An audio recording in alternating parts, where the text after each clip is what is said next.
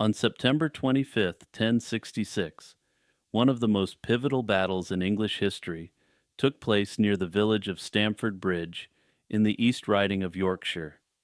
It was a battle that would reshape the political landscape of England forever, effectively ending the Viking Age in Britain and setting the stage for the Norman conquest weeks later. But within the chaos of that extraordinary day, one figure has endured in the popular imagination more than almost any other. He was a single unnamed Norse warrior who allegedly held an entire bridge against the Anglo-Saxon army. His stand, though brief and ultimately futile, has become one of the most celebrated acts of individual defiance in all of medieval history. Whether embellished by later chroniclers or grounded in something real, the true nature of the Stamford Bridge Viking remains an enduring medieval mystery. To understand the Viking on the bridge, you've got to understand why there was a battle at Stamford Bridge in the first place. In January 1066, Edward the Confessor died without a clear heir, sparking a succession crisis that would redefine medieval history. Harold Godwinson, the most powerful earl in England, was crowned king almost immediately, but his claim was contested from multiple directions. William, Duke of Normandy, insisted that Edward had promised him the throne years earlier. Meanwhile, Harald Hardrada, the fearsome king of Norway, believed he had his own dynastic right to the English crown through an earlier agreement with the English royal line. Hardrada wasn't the type of man to let a claim go unanswered, and he was ready to press what he saw as his inalienable right to the English throne. He'd spent decades fighting across the Mediterranean and Eastern Europe, serving as a commander of the elite Varangian Guard in Constantinople. From there he returned to Scandinavia to seize the Norwegian throne by force. Standing reportedly close to 7 feet tall, a figure historians believe reflects his personality as much as his physical stature, he was perhaps the greatest warrior king in all of European history. When Tostig Godwinson, Harold's exiled and bitter brother, came to him proposing a joint invasion, Hardrada jumped at the chance to seize more power. In September 1066, Hardrada and Tostig sailed up the Humber and Ouse rivers with a massive fleet, leading what was likely the biggest Norse invasion of England in history. Modern historians estimate the size at around 300 longships, carrying perhaps over 9,000 seasoned fighting men. These weren't peasant levies, but men who were well equipped and had proven themselves over and over again in real combat. They crushed a hastily assembled English force at the Battle of Fulford on September 20th, and the northern earls Edwin and Morcar were effectively knocked out of the fight. Hardrada then moved his army to Stamford Bridge to await hostages and supplies from York, which had agreed to submit. Crucially, the Norse army took this time to relax and celebrate, believing that the dominoes of the English crown were rapidly falling. Many warriors had left their armor back at the ships, not expecting any immediate threat. They didn't know that Harold Godwinson had already begun one of the most astonishing forced marches in military history. He covered roughly 185 miles from London to Yorkshire in just 4 days, a feat that was thought to be impossible with an army of his size. When the English army appeared on the horizon on that September morning, the Norse forces were caught completely off guard. Some of Hardrada's men were stationed on the west side of the River Derwent, and they were quickly overwhelmed. The bulk of the army scrambled to form a defensive position on the east bank, and this is where the legend himself enters the historical record. According to the Anglo-Saxon Chronicle, composed within a generation of the battle, a single Norse warrior positioned himself on the narrow wooden bridge spanning the Derwent. Despite the extreme overwhelming odds, according to this source, he held it against the entire English advance. The chronicle doesn't give his name and it doesn't describe his appearance in any meaningful detail. What it does convey, with remarkable economy, is the sheer audacity and effectiveness of the act. This lone fighter, armed with what appears to have been a massive two-handed axe, reportedly cut down anyone who tried to cross. Estimates from later sources suggest he may have eliminated as many as 40 Anglo-Saxons during his stand. While that number is almost certainly inflated by the oral tradition that fed into the written accounts, it does indicate that something truly unbelievable happened that day. The 12th century chronicler Henry of Huntingdon, working from unknown sources in addition to the chronicle, provided a more detailed version of the event. In his account, the Vikings' resistance was so effective that it brought the entire English advance to a halt. In this telling, the Anglo-Saxons, fresh from their incredible march and eager to press the attack before Hardrada could organize a proper defense, confronted the Viking at the choke point. It's the kind of scenario that sounds like it belongs in a saga rather than a historical chronicle, and yet multiple independent sources reference the episode. This lends it credibility even if the precise details were heavily dramatized over time. The Viking stand didn't end with a heroic duel or a dramatic surrender.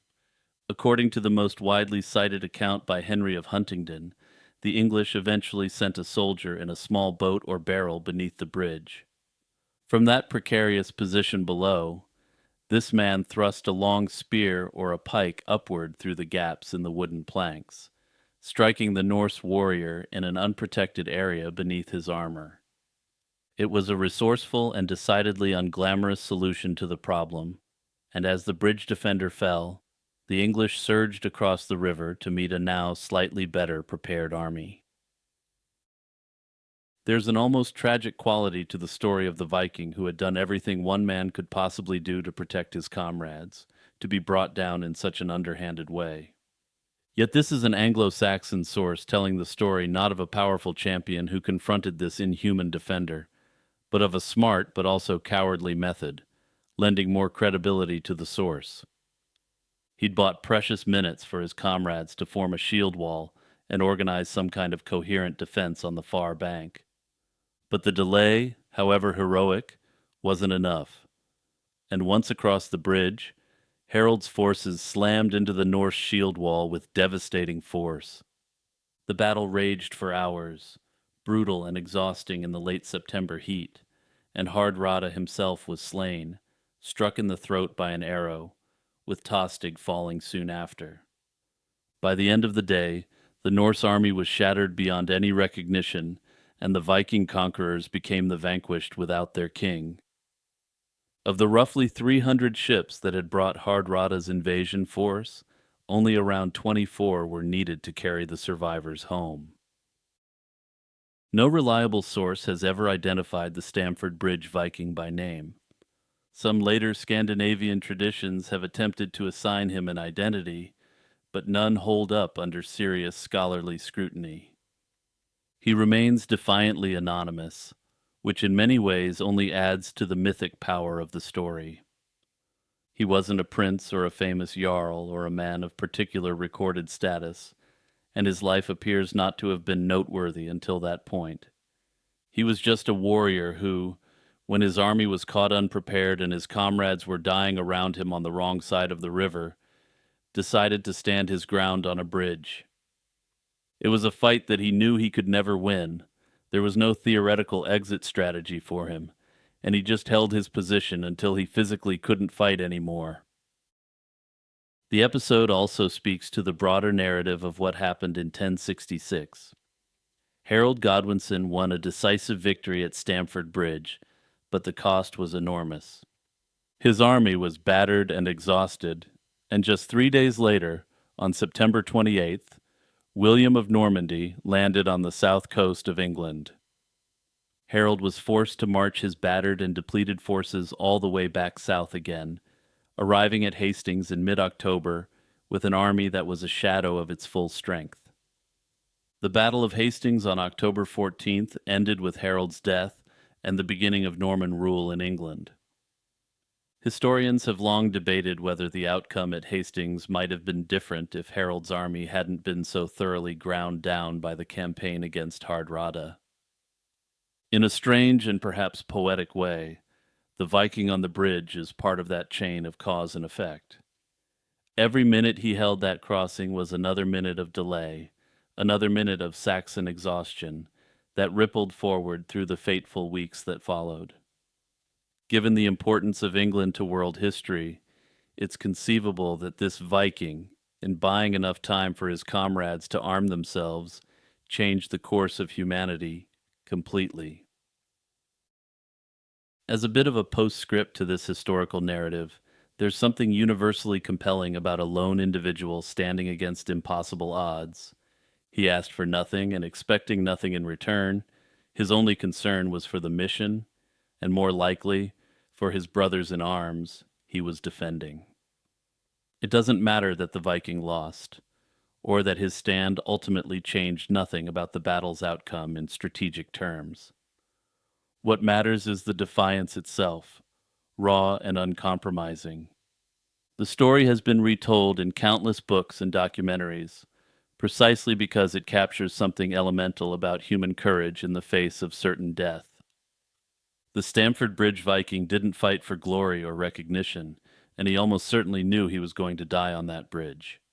He fought anyway, and though we can't know the exact details of the day, nearly 1,000 years later, we're still talking about him more than most kings and rulers throughout history.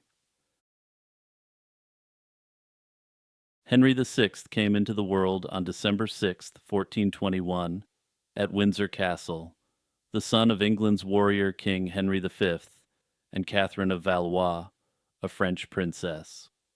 He didn't have to wait long for the throne since his father died of dysentery during the Siege of Meaux in August 1422. Before the year was out, Henry's maternal grandfather, Charles VI of France, had also perished. At 9 months old, Henry VI became king of both England and France, the only English monarch ever to officially hold both crowns simultaneously. While his claim to the French crown was always disputed, he remained the only English monarch to be crowned King of France in Paris itself. It was a staggering inheritance for an infant who couldn't yet walk, and it set in motion one of the most tragic royal stories in English history. A regency council governed in his name for years, headed at various points by his uncles Humphrey, Duke of Gloucester, and John, Duke of Bedford. The arrangement functioned reasonably well at first, as Bedford managed the French territories with genuine military and diplomatic skill. But his death in 1435 stripped away one of the few stabilizing forces in the young king's orbit. When Henry finally assumed personal rule in the late 1430s, the problems he inherited were already enormous. England's grip on France was weakening, domestic factions were circling, and the treasury was strained by decades of continental warfare. Henry was, by nearly all accounts, a deeply pious and gentle man, not the sort of warrior king who was required for the age. He founded King's College, Cambridge, and Eton College, institutions that would endure for centuries as monuments to his devotion to learning and faith. He reportedly dressed simply, disliked profanity, and showed genuine compassion toward the poor, taking the teachings of Jesus Christ very literally. The Blackman memoir, written by his chaplain, paints a picture of a king more suited to a monastery than a battlefield. Unlike other monarchs who enjoyed the fringe benefits of the crown, he would avert his eyes from anything he considered indecent and regularly retreated into prayer. His deep sense of the importance of charity and compassion made him popular with the common people, though it won him no friends amongst the heavily armed nobility. These were admirable personal qualities in a bishop or someone in a purely administrative role, but they were disastrous in a medieval king. England in the 15th century demanded a ruler who could command nobles, exert military strength, and navigate the brutal politics of rival factions. Henry could do none of these things convincingly, and he showed little interest in governance and allowed favorites to dominate policy and patronage. His passivity created a power vacuum that ambitious men rushed to fill, and his court became a breeding ground for factional strife that would eventually tear the realm apart. In 1445, Henry married Margaret of Anjou, a formidable French noblewoman who was everything her husband wasn't: assertive, politically shrewd, and fiercely ambitious. The marriage was arranged partly to secure a truce with France, which was now largely out of his control, but the terms were humiliating. England secretly agreed to surrender the territories of Maine and Anjou, a concession that would cause outrage when it became public knowledge. Margaret quickly became the dominant force in the royal household, and her closeness to certain courtiers generated widespread resentment among the English nobility. The most important of these disliked individuals was the Duke of Suffolk, who wielded immense power and influence, though, as you'll see, he was flying too close to the sun. The loss of Normandy in 1450 was a catastrophe that many blamed directly on the court faction surrounding Henry and Margaret. The speed of the collapse was staggering, and territory that had taken Henry V years of brilliant campaigning to win was lost in a matter of months. Suffolk was impeached by Parliament and slain on his way into exile, his body found on the shore at Dover. Jack Cade's rebellion erupted that same year, with Kentish rebels marching on London to protest corruption and misgovernment. The realm was spiraling, and Henry seemed unable or unwilling to combat the decline. Richard, Duke of York, a man with a strong claim to the throne through both his mother's and father's lineages, began to position himself as the alternative. In August 1453, Henry VI suffered a complete mental collapse. He became catatonic, unable to speak, move purposefully, or recognize anyone around him. The episode lasted roughly 17 months, during which time he had to be led by hand, couldn't feed himself, and showed no awareness of his surroundings. His son Edward was born in October 1453, and Henry reportedly showed no recognition of the child whatsoever. The exact cause of Henry's breakdown remains debated, with some modern scholars believing that he was genetically disposed to mental illness. His maternal grandfather, Charles VI of France, had suffered notorious bouts of madness, believing at various times that he was made of glass and might shatter if touched. Notably, though, this condition, known as the glass delusion, was surprisingly widespread even amongst people who were otherwise mentally healthy. The stress of military defeat, political crisis, and the pressures of kingship likely triggered what modern clinicians might describe as a severe psychotic episode. Whatever the diagnosis, the political consequences were immediate and devastating. Richard of York was appointed Lord Protector during Henry's incapacity, and he used the position to sideline Margaret's allies and consolidate his own power. When Henry recovered in early 1455, Margaret moved swiftly to restore her faction's dominance, and York found himself excluded from court. This cycle of exclusion and retaliation made armed conflict inevitable, and kicked off an epoch-defining event that some historians see as marking the end of the medieval period. The First Battle of St. Albans on May 22, 1455, is generally considered the opening engagement of the War of the Roses. York's forces cut down several of Henry's key supporters, including Edmund Beaufort, Duke of Somerset, and Henry himself was wounded by an arrow during the fighting. He was found sheltering in a tanner's shop after the battle, and it was a humiliation that foreshadowed worse to come. The conflict escalated over the following years, with periods of uneasy truce punctuated by savage violence.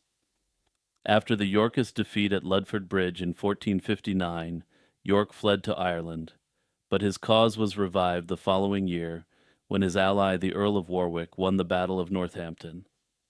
Crucially, the Earl had captured the biggest prize of all, Henry himself. The Act of Accord in October 1460 established a compromise. Henry would remain king for life, but York would succeed him, disinheriting Henry's son, Edward, entirely. Margaret, who was the actual shot caller in the relationship, predictably refused to accept the disinheritance of her child, and the fighting resumed.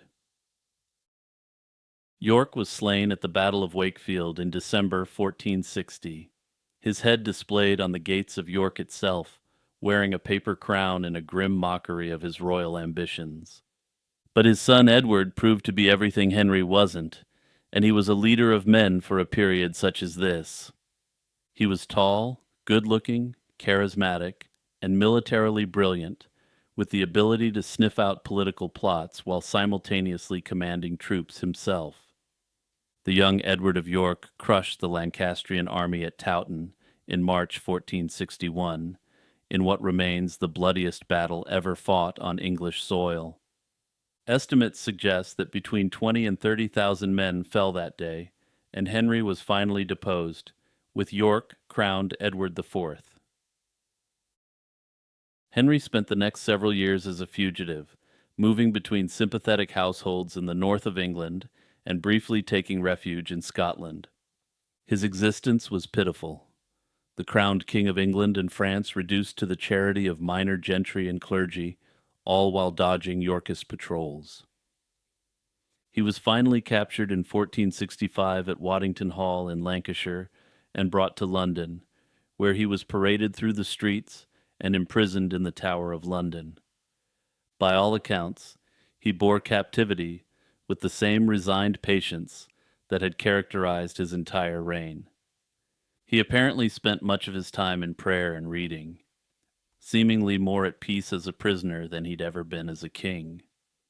In a sense, he appears to have been living a monastic life in the Tower of London, rather than a more traditional setting.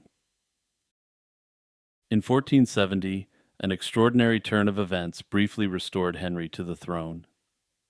The Earl of Warwick, who'd originally helped put Edward IV in power, quarreled with the king and switched sides, allying with Margaret of Anjou. Warwick invaded England, Edward IV fled to Burgundy, and Henry was pulled from his cell in the Tower and restored as king in what's known as the Readeption. Contemporary accounts describe him as confused and disheveled, a shadow of even the limited king he'd once been. He was essentially a puppet, with Warwick wielding the real power and Henry going back to doing much the same things he had while he was in the Tower of London. The readeption lasted barely 6 months, and Edward IV returned in force in March 1471, rallied his supporters, and defeated Warwick at the Battle of Barnet on April 14th in heavy fog. Warwick was cut down trying to flee the field, and Edward destroyed the remaining Lancastrian army at the Battle of Tewkesbury on May 4th. Henry's son, Edward of Westminster, was eliminated at Tewkesbury as well, either during the battle or shortly afterward in its chaotic aftermath, extinguishing the direct Lancastrian line. Henry VI died in the Tower of London on the night of May 21st, 1471, the same night Edward IV returned to the capital in triumph. The official Yorkist account claimed he perished of pure displeasure and melancholy upon hearing of his son's death. Nobody believed it then, and nobody believes it now. The near universal consensus among historians is that he was executed, almost certainly on Edward IV's orders. When Henry's remains were exhumed in 1910, his skull was found to be damaged, and his hair matted with what appeared to be blood. This lent physical evidence to the long-held suspicion that foul play had been involved in the death of the man who had the potential to be one of the greatest monarchs in history. And this potential is one of the things I find so fascinating about Henry VI. Imagine for a moment a scenario where Henry had been born with the abilities of Frederick the Great, the genius king of Prussia. History rarely offers clearer contrasts in kingship than the gulf between Henry and Frederick the Great. One was gentle, devout, and hesitant, while the other was coldly strategic, intellectually formidable, and relentless in war and governance. If Henry had possessed Frederick's temperament and ability, the course of English history might have turned sharply. A Frederick like Henry would likely have treated the Hundred Years' War as a strategic crisis and opportunity rather than a moral burden. He might have reorganized command, imposed discipline on rival nobles, and pursued a coherent military strategy. More importantly, such a king would have confronted the growing power of the magnates. The factional struggles that eventually ignited the Wars of the Roses were not inevitable. A ruler with Frederick's instinct for authority might have marginalized challengers like Richard, Duke of York, before they became existential threats. Under such leadership, England might have emerged from the mid 15th century with a stronger, more centralized monarch. The House of Lancaster may have even gone on to be the undisputed rulers of both England and France, a state that would have been the most powerful in medieval history. But most importantly, the charitable and naive Henry allowed for his realm to fall into such a state that hundreds of thousands perished due to the consequences of his weak rule. Henry VI's death didn't end his story entirely, and a popular cult developed around him almost immediately. For all his failings, he was beloved by the common people, since even though his rule was disastrous for them, he actually legitimately cared for his subjects.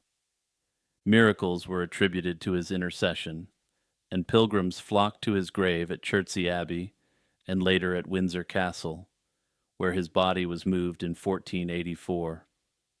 Henry VII, the first Tudor king, actively promoted his predecessor's sainthood as a way of legitimizing his own claim to the throne.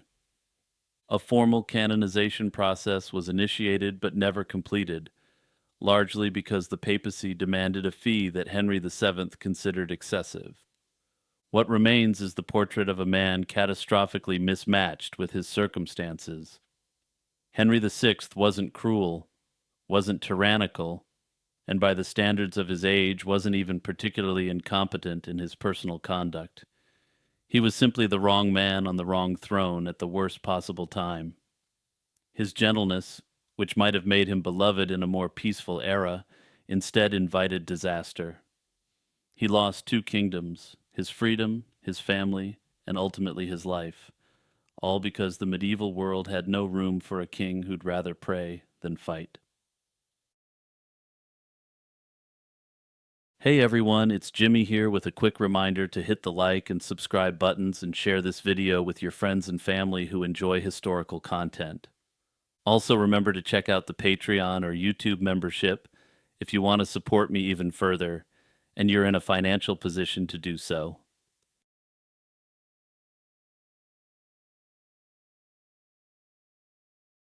When people picture medieval England, they tend to imagine knights in armor, muddy villages, and plague-ravaged cities.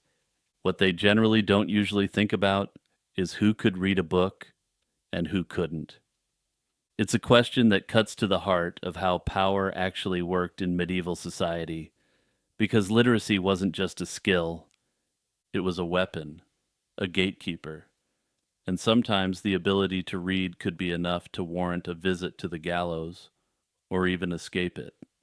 The history of reading and writing in England between roughly the 5th and 15th centuries is far stranger and more complicated than one might expect.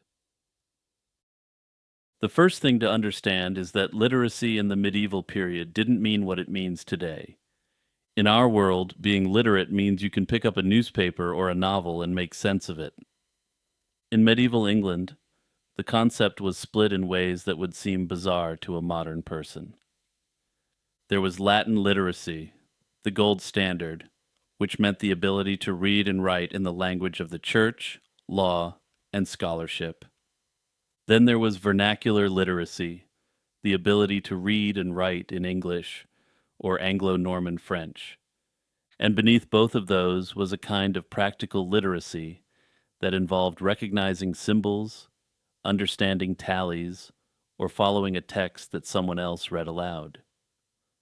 A person in the 13th century could be functionally literate in their daily life without ever being able to scratch out a single Latin sentence. This layered definition matters because it changes the numbers dramatically depending on which version of literacy you're counting. For the first several centuries after the fall of Roman Britain, literacy was almost exclusively the domain of the church. Monasteries were the engines of reading and writing in Anglo-Saxon England, and monks were the only people producing and consuming written texts in any meaningful quantity. The great monastic centers like Lindisfarne, Wearmouth Jarrow, and Canterbury weren't just religious houses. They were the universities, the publishing firms, and the archives of their age. Bede, writing from Wearmouth Jarrow in the early 8th century, produced works of history, theology, and science that circulated across Europe. However, he did so within an institutional framework where literacy was inseparable from religious devotion. The clergy's dominance over literacy had enormous practical consequences. The word clerk itself derives from clericus, meaning a member of the clergy, and for centuries the terms were essentially interchangeable. If you could read, you were assumed to be a churchman to one degree or another. This connection was so deeply embedded in law that the so-called benefit of clergy existed. This allowed anyone who could demonstrate the ability to read a passage of Latin scripture to claim the jurisdiction of church courts rather than secular ones. Doing so allowed certain people to escape the most extreme punishments available under secular courts.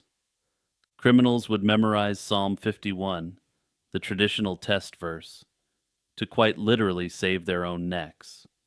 It was literacy as a lifeline, and it persisted in English law well into the early modern period. Within the church itself, however, literacy wasn't as uniform as popular culture would have us believe. A bishop or an abbot at a major cathedral might have access to hundreds of manuscripts and the training to read complex theological Latin. A parish priest in a remote village might barely be able to stumble through the liturgy, and in certain remote areas, it's possible that they technically fumbled into heresy. This lack of education sometimes meant that these parish priests would, in essence, make up new doctrine on the fly, based on what they knew. Surveys from the later medieval period reveal shocking variation in clerical education. Some priests couldn't properly explain the sacraments they were performing, while others were deeply learned men who corresponded with scholars across Europe. The founding of the universities at Oxford and Cambridge in the 12th and 13th centuries created new pathways to advanced learning. However, these institutions served a tiny fraction of the clergy, and generally only those from more elite backgrounds. Most parish priests received their training through informal apprenticeship with an older cleric, and the quality of that training depended entirely on local circumstances. An older parish priest who was barely literate himself would in general produce another generation of priests with the same literacy issues. Thus, the gap between the top and bottom of the clerical hierarchy was immense, and it mirrored the broader social divides in English society. The medieval English nobility had a complicated relationship with literacy that's often misunderstood. The popular assumption is that lords and ladies were all illiterate brutes who left the reading to their chaplains, but the reality was more nuanced, and warriors did read books. After the Norman conquest of 1066, the ruling class of England spoke Anglo-Norman French, and many nobles could read and write in that language with reasonable competence. What they generally couldn't do, and didn't particularly care to do, was read Latin with scholarly fluency, since that was the priest's job. Noble households often maintained clerks and chaplains specifically to handle correspondence, legal documents, and accounts. But this didn't mean the lord of the manor was helpless before a written page. The image of the illiterate noble scrawling an X where his name should go is largely a myth of the later period projected backward in time. By the 13th and 14th centuries, There's considerable evidence that many members of the upper aristocracy could read vernacular texts for pleasure. The circulation of romances, chronicles, and devotional works in French and increasingly in English points to an audience that wasn't just listening to texts. Henry I was called Beauclerc, meaning fine scholar, as early as the 12th century, and he interacted heavily with his more cerebrally inclined courtiers. This suggests that scholarly achievement in a king was noteworthy enough to have been worth granting an appellation for. But perhaps most importantly, it suggests that at least during some portions of the medieval period, courtiers could use their scholarly knowledge to gain influence and access to the throne. Noble women deserve particular attention in this story. Contrary to some assumptions, aristocratic women were frequently literate, sometimes more so than their husbands. And as you'll see, this actually makes a lot of sense, given the duties noble women had during much of the medieval period. Women in aristocratic households were often educated in reading French and sometimes Latin as part of their upbringing, and they played crucial roles as patrons of literature. Women had time to manage complex estate management affairs through the written word, whereas their husbands were often more concerned with martial prowess and politics. If the church held the keys to Latin literacy and the nobility dabbled in vernacular reading, the merchant class represents perhaps the most interesting chapter in the story. As England's towns grew through the 12th, 13th, and 14th centuries, a new kind of literacy emerged that was driven not by devotion or culture, but by commerce. Merchants needed to keep accounts, draft contracts, correspond with trading partners, and navigate an increasingly complex legal system. They didn't need to parse Thomas Aquinas, but they did need to be able to read and even write a bill of sale. This practical, commercially driven literacy expanded rapidly in the later medieval period. Guild records, merchant correspondence, and civic documents show a substantial portion of the merchant class could read and write in English, and sometimes in French or Latin as well. Some merchants even learned languages like German so they could communicate with the ruthless and powerful traders of the Hanseatic League. The rise of English as a language of official record in 1362, which required court proceedings to be conducted in English, further democratized access to the written word. Merchants didn't just consume literacy passively, they demanded it, and they created institutions to provide it. They needed commercial and business-related disputes to be heard in the language they were most familiar with, and the courts were now providing this. Grammar schools, many of them founded or supported by merchant guilds and wealthy burghers, became increasingly common in English towns from the 14th century onward. These schools taught Latin grammar as their core curriculum, but also exposed students to reading and writing in the vernacular. By the 15th century, there were grammar schools in most significant English towns, and they were educating the sons of merchants, craftsmen, and sometimes ambitious peasant families. The expansion of schooling was uneven and far from universal, but it represented a genuine broadening of who could access the written word. It's worth noting that the cost of books remained a significant barrier, even for those who could read. A single manuscript volume might cost as much as a laborer's wages for an entire year, which meant that access to reading material remained tightly constrained. Books were precious objects, and owning one was a mark of real status outside the church, which had dedicated scribes producing vast quantities of religious works. And then there were the peasants, who made up the vast majority of England's population throughout the medieval period. The conventional wisdom holds that medieval peasants were almost universally illiterate. In the strictest sense of Latin or even vernacular reading and writing ability, this is broadly accurate. Most agricultural laborers, serfs, and villagers had no formal education and no practical need for one. Their world was governed by oral tradition, custom, and the spoken word and legal transactions were witnessed rather than signed. Everyone knew everyone, and had for generations, so you knew that the word of the miller was good because his grandfather had a reputation for truthfulness, as did his grandfather before him. Knowledge was transmitted through memory and repetition rather than through text. You knew what mushrooms you could eat because you went out foraging for food with your mother. You knew your way around an anvil and bellows because your father was a blacksmith, not because you'd picked up a manual on how to do it. But even here, the picture is more complex than a simple binary of literate and illiterate would suggest. Peasants interacted with the written word more often than is sometimes recognized. They appeared in manorial courts where documents were read aloud for them and recorded by the steward's clerk. They encountered written charters that defined their rights and obligations on the land they worked, even if they had to rely upon someone else to interpret what was actually being said. Most peasants could recognize their own names, or at very least the marks they used in place of signatures. By the 14th century, in the wake of the plague, some remaining peasants found themselves to be quite wealthy. They came into large tracts of land and generated significant surpluses, which allowed them to acquire simple vernacular written works. By the Peasants' Revolt of 1381, literacy had spread throughout the peasantry in a way previously thought impossible.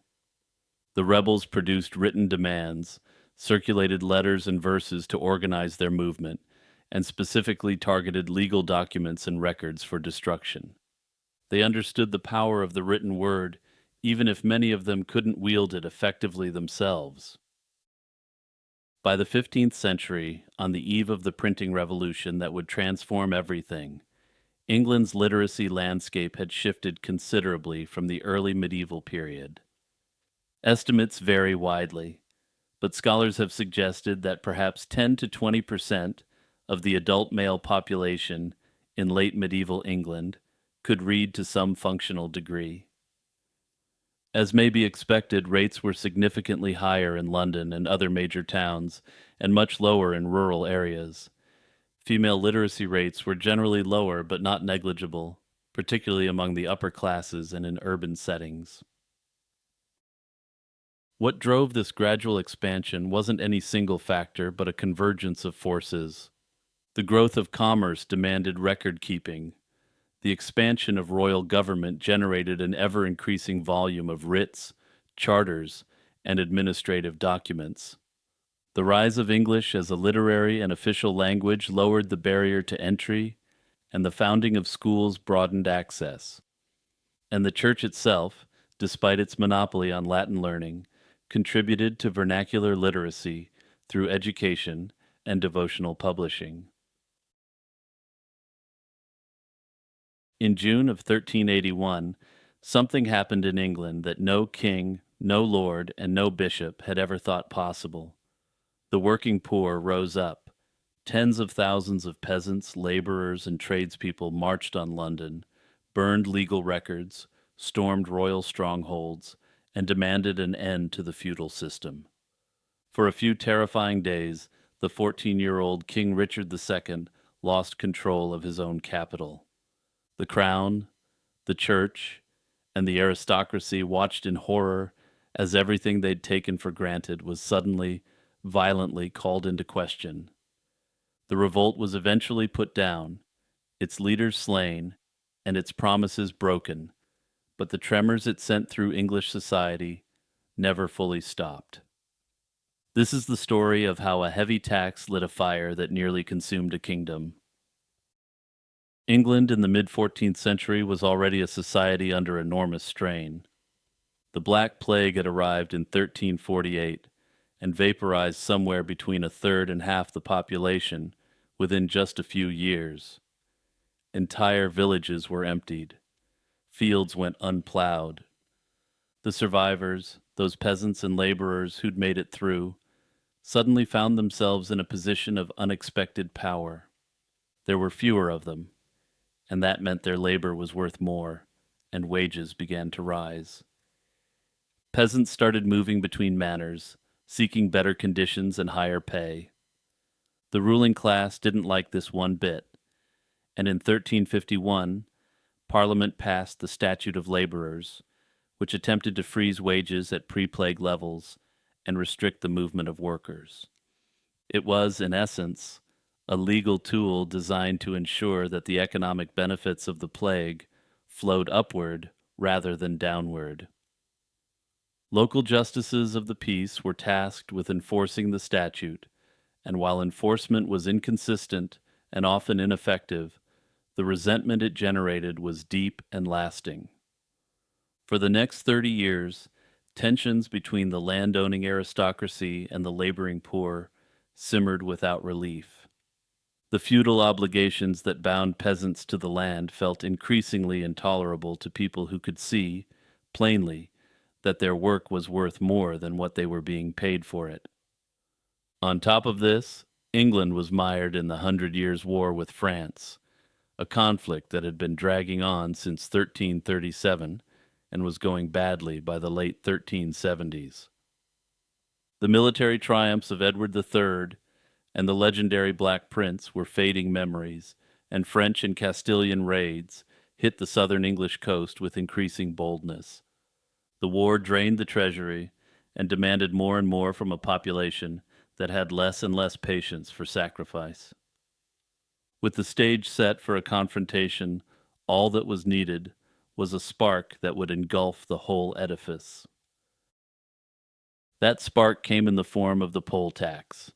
The first poll tax had been introduced in 1377, charging 4 pence from every person over the age of 14.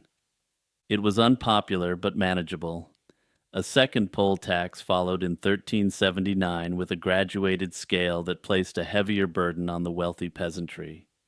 Then, in 1380, Parliament authorized a third poll tax, this one set at 12 pence per head for every person over 15. 12 pence was a huge sum for an ordinary laborer. It was roughly 3 days' wages, imposed on every adult in the household regardless of income. The response was widespread evasion. Across the southern and eastern counties, people simply refused to pay or lied about the number of people in their households. The returns from the 1381 collection were dramatically lower than expected because of these countermeasures. The government sent out commissions of inquiry, essentially enforcement squads, to investigate the shortfalls and compel payment. These commissioners often acted with arrogance and brutality, acting more as marauding raiders than government officials. In some communities, they conducted invasive quote-unquote examinations of young women to determine whether they were old enough to be taxed. The humiliation and violation this represented can't be overstated. It was this combination of financial burden and personal degradation that finally made people snap. The revolt ignited at the end of May 1381 in the villages of Essex and Kent. In Essex, a tax commissioner named John Bampton arrived in Brentwood on May 30th to investigate unpaid taxes. He was met not with compliance but with open defiance. The villagers of Fobbing, Corringham, and Stanford-le-Hope refused to pay and drove Bampton and his men out. When Robert Belknap, the Chief Justice of the Common Pleas, was sent to restore order, he was attacked as well with his documents seized and burned. In Kent, events moved just as quickly. By early June, a loose army of rebels had formed under the leadership of Wat Tyler, a man whose background remains frustratingly mysterious. Some accounts describe him as a Tyler by trade, others as a former soldier who'd served in the French campaigns. What's clear is that he was charismatic, organized, and furious not just at the specific tax, but at the system in general. Wat Tyler was, in essence, the ultimate rebel with a cause, and he represented a complete nightmare to the aristocracy. The Kentish rebels moved through the county with remarkable speed and purpose, attacking manor houses, burning court rolls, and opening Maidstone's jail to free prisoners. Among those freed was the radical preacher John Ball, who'd been locked up by the Archbishop of Canterbury for his inflammatory sermons against the social order. John Ball was a figure who terrified the establishment, and for good reason. He'd been preaching a message of radical equality for years, drawing on Christian theology to argue that the social hierarchy was a human invention, not a divine one. While Church had argued that the medieval social order was ordained by God himself, John Ball could plainly see that the feudal system was absent from biblical texts. The Anonymal Chronicle, a contemporary account of the revolt, records the essence of his message as a challenge to the very foundation of feudalism. He rhetorically asked, who amongst Adam and Eve was a commoner and who was a noble, citing the common descent of all social classes from the same people. Therefore, he argued, that there was no fundamental difference between a noble and a commoner, and toiling for them was actually an inversion of the true social order. In the end, Ball gave the revolt an ideology, and Tyler gave it both leadership and direction. By June 12th, the combined rebel forces from Essex and Kent had reached the outskirts of London. The Essex contingent camped at Mile End, northeast of the city. The Kentish rebels gathered at Blackheath, to the southeast, and their numbers were staggering. Modern estimates range from 30,000 to as many as 60,000, though exact figures are impossible to pin down with any certainty. What's certain is that this was the largest popular uprising England had ever seen, and they were about to come much closer to their goals than they likely ever imagined. Once they arrived, London's gates were open to them. Whether by sympathetic Londoners or through coercion remains debated among historians. Regardless of what happened, the rebels poured into the capital, and what followed was targeted destruction. They attacked the properties of men they held responsible for their oppression. The Savoy Palace, the opulent London residence of John of Gaunt, Duke of Lancaster, and the most powerful nobleman in England, was burned to the ground. According to a chronicler, the rebels were so committed to their cause being seen as righteous rather than criminal that they threw a man into the flames for trying to steal a silver goblet. They didn't want thieves in the company, and in their own minds, they were revolutionaries in the army of the Lord, sent to restore righteous order. They also targeted legal records with particular fury, and the Inns of Court were attacked. Documents related to feudal obligations, tax records, and legal bonds were pulled from buildings and burned in the streets. The rebels understood something fundamental about their oppression. It was sustained by paperwork. Serfdom existed because there were records that proved it. Destroy the records, and they destroyed the chains. On June 14th, the young King Richard II agreed to meet the Essex rebels at Mile End. The rebels presented their demands, and they were radical by any standard of the time. They wanted the abolition of serfdom, the right to rent land at a fixed rate of 4 pence per acre, and the freedom to buy and sell in markets without restriction. They also wanted a general pardon for all who'd taken part in the revolt, and remarkably, Richard agreed to all the terms. Charters of manumission were drawn up and distributed, and for a moment it seemed like the peasants had won. However, there were other rebels who didn't want to meet with the king and didn't want any sort of reform. They wanted to invert the social pyramid entirely, with the nobility and the royalty crushed under the weight of the peasantry. While the king was at Mile End, this separate group of rebels stormed the Tower of London itself, the most formidable fortress in the kingdom. They found Simon Sudbury, the Archbishop of Canterbury and Lord Chancellor, along with Robert Hales, the Lord Treasurer, the man most directly associated with the hated poll tax. Both men were dragged out and beheaded on Tower Hill without trial or ceremony. Sudbury's execution reportedly took 8 clumsy blows from an inexperienced executioner. Their heads were paraded through the streets on pikes, and the slaying of Sudbury, the highest-ranking churchman in England, sent shockwaves through the entire kingdom.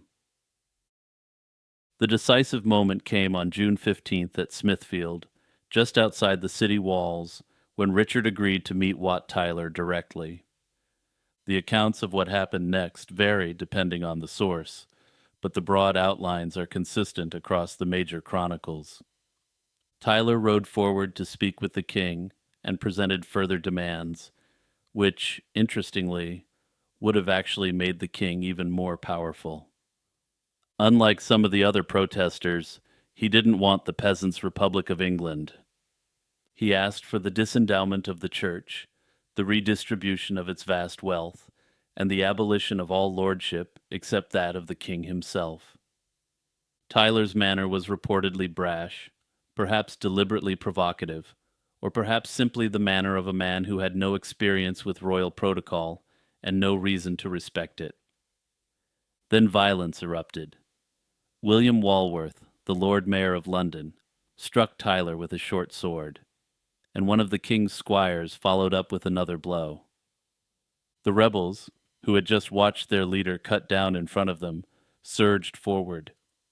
It was the most dangerous moment of the entire revolt, and a single wrong move and thousands of armed, angry peasants would have overwhelmed the king's small retinue. What happened next became one of the most famous moments in English medieval history. Richard, still just 14 years old, rode forward alone toward the rebel crowd and declared himself their leader, and he told them to follow him to Clerkenwell Fields. Whether this was genuine courage or desperate improvisation, it worked. It bought enough time for loyalist forces to assemble, and the rebels were gradually surrounded, disarmed, and dispersed. Richard's promises at Mile End were revoked almost immediately, and by July the charters of manumission were declared null and void. The king reportedly told a delegation of Essex peasants that they were serfs and would remain serfs. Commissions were sent into the rebel counties to restore order and exact punishment. John Ball was captured in Coventry, tried and eliminated by hanging, drawing, and quartering, in the presence of the king at St. Albans, and other leaders met similar fates. The judicial reprisals were harsh enough that even Parliament eventually intervened, urging the king to show mercy to prevent further unrest. Wat Tyler's head replaced Sudbury's on London Bridge, and the feudal order reasserted itself with the full backing of the crown, the church, and the legal system. On the surface, the peasants' revolt appeared to be a total failure, and every demand that had been granted was then taken back. However, the onerous poll tax was quietly abandoned after 1381, which represented a minor but meaningful concession. But serfdom continued. The statute of laborers remained in force, and the aristocracy tightened its grip on the mechanisms of power. And yet, despite the revolt being largely a failure, it mattered enormously, and the poll tax was never reimposed in that form again. The enforcement of the statute of laborers gradually weakened over the following decades, as the political will to maintain it eroded. Serfdom, while not formally abolished by any single act of Parliament, slowly faded as a practical institution through the 15th century. Powerful landlords found it increasingly unworkable to bind people to the land in a post-plague economy where labor remained scarce and mobile. The revolt didn't achieve its goals in the short term, but it demonstrated something that the ruling class could never entirely forget. The common people of England were capable of organized, purposeful, and devastating resistance. The combination of religious and economic ideas that John Ball articulated didn't die with him. The notion that all people were born equal and that the social hierarchy was constructed rather than natural would remain popular. The idea that the laboring poor deserved dignity and fair compensation for their work rather than repression was acknowledged even by many lords. Powerful lords, perhaps unsurprisingly, respected Wat Tyler and John Ball, even if they hated them deeply. Peasant revolters had, to a certain extent, shown martial prowess and a great deal of organization, the language of nobility. These ideas would eventually evolve into the democratic traditions that defined Britain over the coming centuries. The peasant rebels of 1381 lost their battle, but in their defeat they planted seeds that took centuries to fully bloom. The world they imagined, one without lords and serfs, eventually came closer to reality than any of them could have dreamed. The Peasants' Revolt remains one of the most dramatic and instructive episodes in English history, a moment when the invisible people became impossible to ignore. It was messy, violent, and ultimately crushed by the very power structures it sought to dismantle. But it cracked something open in the English political imagination that could never be fully sealed shut again. Every time a government considered whether it could push its people too far, the ghost of 1381 was standing in the room for centuries to come. On the evening of November 25th, 1135, King Henry I of England returned from a long day of hunting in a forest in Normandy. The 67-year-old monarch, known throughout his realm as a vigorous ruler, appeared to be in excellent health. Within a week, however, one of medieval England's most capable kings would be dead, and his kingdom would be plunged into nearly 2 decades of devastating conflict. The circumstances surrounding his death have fascinated historians for centuries, spawning theories ranging from simple gluttony to deliberate poisoning. Henry had ruled England for 35 years, transforming it from a conquered territory still adjusting to Norman rule into one of the leading states in Europe. He'd survived rebellions, family betrayals, and the tragedy of watching his only legitimate son drown in the English Channel. Yet on that cold November night, something would strike him down with terrifying speed, setting in motion a chain of events that would reshape English history. According to the chronicler Henry of Huntingdon, writing in his Historia Anglorum, the king fell ill after consuming a large meal of lampreys against the advice of his physicians. Lampreys, primitive, eel-like fish that attach themselves to other creatures with sucker-like mouths, were considered a delicacy among medieval nobility. Henry was known to be particularly fond of them, and the tradition of presenting lamprey pie to English monarchs would continue for centuries.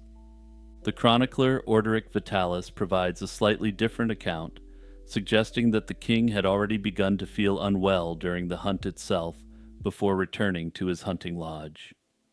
This discrepancy raises questions about whether the lamprey meal was truly the cause of his illness, or merely a convenient explanation attached to an already developing condition. Medieval chroniclers were fond of dramatic narratives, and a king dying from excessive indulgence carried moral weight that would resonate with audiences. The sin of gluttony was one of the 7 deadly sins, and attributing a monarch's death to such excess served as a cautionary tale. Whatever the initial cause, Henry's condition deteriorated rapidly over the following days. He experienced fever, convulsions, and general malaise, symptoms that proved resistant to the medical interventions available at the time. As his situation became clearly terminal, the king summoned Archbishop Hugh of Amiens to hear his confession. Robert of Gloucester, his favorite illegitimate son, gathered at his bedside alongside other members of the court. Henry died on December 1st, 1135, having reigned for more than 3 decades. The account provided by Archbishop Hugh describes what contemporaries would have considered a good death. This was one which allowed time for confession, absolution, and settling of most earthly affairs. Notably, Hugh's account omits references to unpleasant physical symptoms, which some historians interpret as an omission designed to preserve the monarch's dignity. However, it also raises the intriguing possibility that Henry may not have experienced the intense abdominal pain one would expect from food poisoning. Modern researchers have proposed several alternative explanations for Henry's death. While lamprey poisoning exists as a documented phenomenon, typically caused by improper preparation that fails to remove the fish's mucus covering, it rarely proves fatal. Victims usually experience nausea, vomiting, and weakness, but the condition generally resolves within several days. There are no recorded cases of death from lamprey poisoning in modern medical literature, making it an unlikely culprit. Some medical historians have suggested that Henry may have suffered from a sporadic central nervous system infection of listeria. This is a bacterium commonly found in contaminated food, and this correlates well with the king's recorded symptom onset. Others have proposed various abdominal pathologies, including gastric obstruction, though these conditions typically produce more pronounced gastrointestinal symptoms. Medieval accounts simply don't provide enough clinical detail for a definitive retrospective diagnosis. The timing of Henry's death raises uncomfortable questions about potential foul play. In late 1135, England stood on the verge of a succession crisis. Although Henry had forced his barons to swear multiple oaths supporting his daughter Matilda as his heir, significant opposition to a female ruler existed among the Norman nobility. Relations between Henry and Matilda had soured considerably in the months before his death. She and her husband Geoffrey of Anjou had been actively supporting rebels in southern Normandy against the royal army. The king had angrily refused their demands that he hand over Norman castles to Matilda while he still lived. Several other individuals stood to benefit from Henry's sudden death. Chief among the suspicious figures is Hugh Bigod, the king's royal steward. Immediately after Henry's death, Hugh rushed across the English Channel and presented himself before the Archbishop of Canterbury. There, he swore that Henry had changed his mind on his deathbed and released the barons from their oath to Matilda. This testimony proved pivotal in persuading the hesitant archbishop to crown Stephen of Blois, Henry's nephew, as king on December 22, 1135.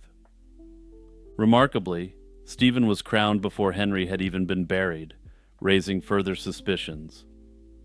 Modern historians generally regard Hugh's testimony as dubious, as he was a cunning politician who served 4 different kings and was known primarily for pursuing his own interests. The aftermath of Henry's death provides some of the most macabre details of this story. His corpse was taken to Rouen, where it was embalmed for transport to England. His heart and entrails were removed and buried at the priory of Notre-Dame-du-Pré, while the brain and eyes were extracted. Despite these measures, the body was already beginning to decompose, and the man tasked with removing Henry's brain is said to have died from the overwhelming stench. The chronicler Henry of Huntingdon described in graphic detail the powerful, pervasive odor and the fearful black fluid that leaked from the king's improperly preserved remains. Henry's body was sewn into the hide of a bull and filled with salt in an attempt to preserve it for the journey.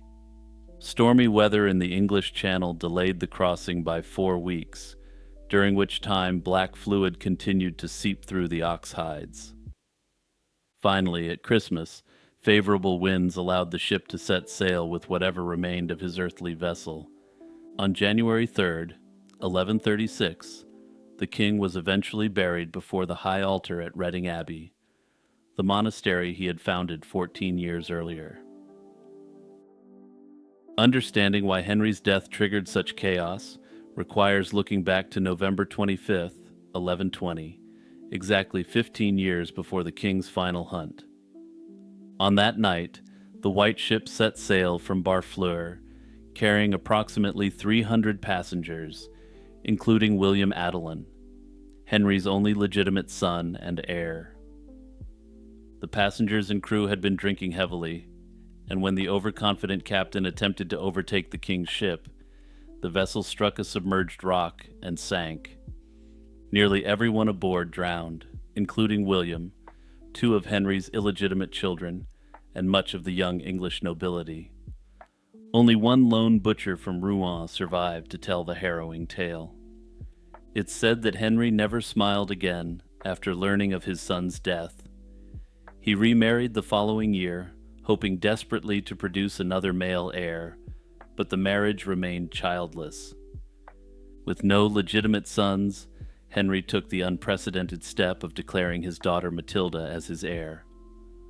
The Norman barons reluctantly swore to accept her, but their oaths would prove worthless when the moment of succession arrived.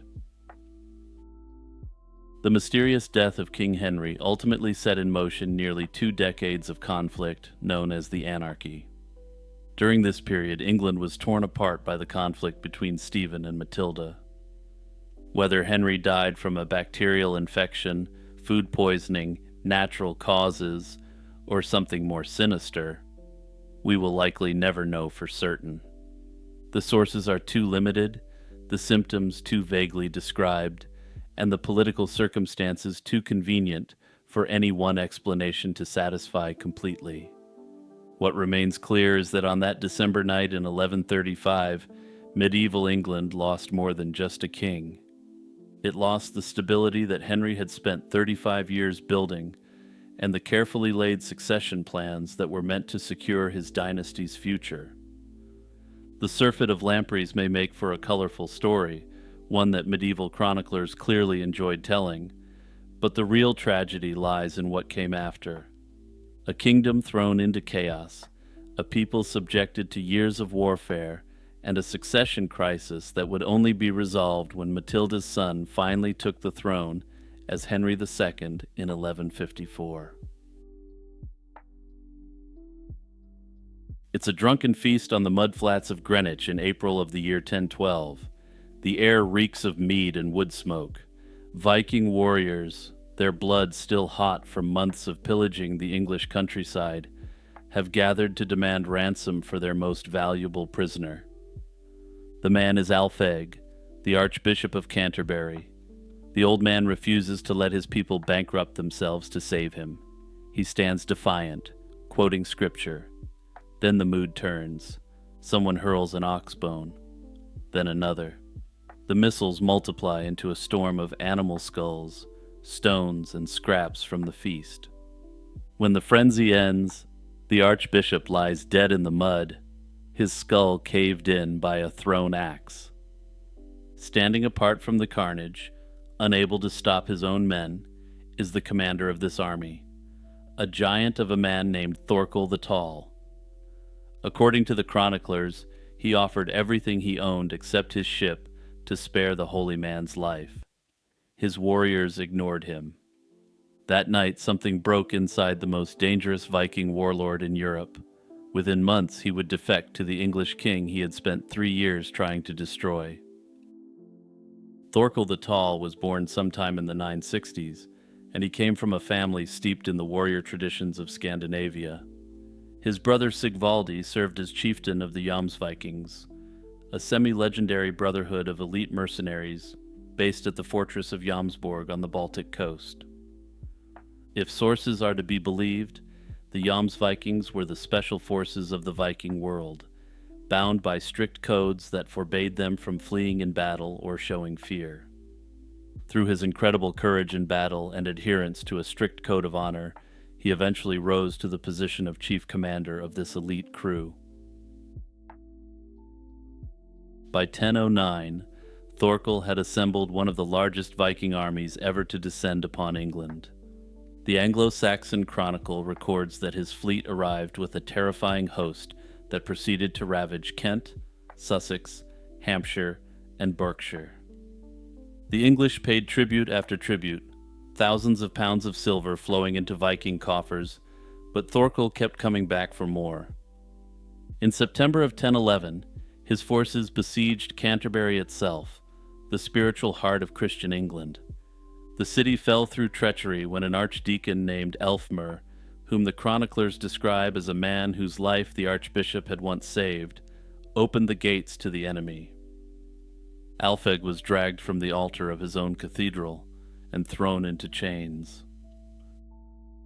The Archbishop's slaying at Greenwich in April 1012 proved to be a turning point that historians still struggle to fully explain.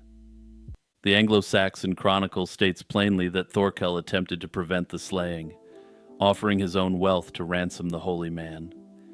It remains unclear why a pagan warlord would care about the life of a Christian priest he could easily have ransomed for a fortune. The chroniclers don't give us his reasons, but Thorkel's subsequent actions speak loudly. That same year, he crossed over to King Ethelred with 45 ships and entered English service. The man who had terrorized England for 3 years became its defender overnight. During this period, he also converted to Christianity, as was the style amongst Vikings at the time. This defection reveals something essential about Thorkel's character. He wasn't driven by ideology or loyalty to any crown or mercenary band. He was a professional, a man who sold his sword to whoever offered the best terms, and then honored that bargain absolutely, acting within his own code. When his own men violated the implicit rules of their profession by cutting down a valuable hostage in a drunken rage, Thorkel recognized that he could no longer command them. Some historians speculate that he had essentially lost face by being unable to bring his men to heel.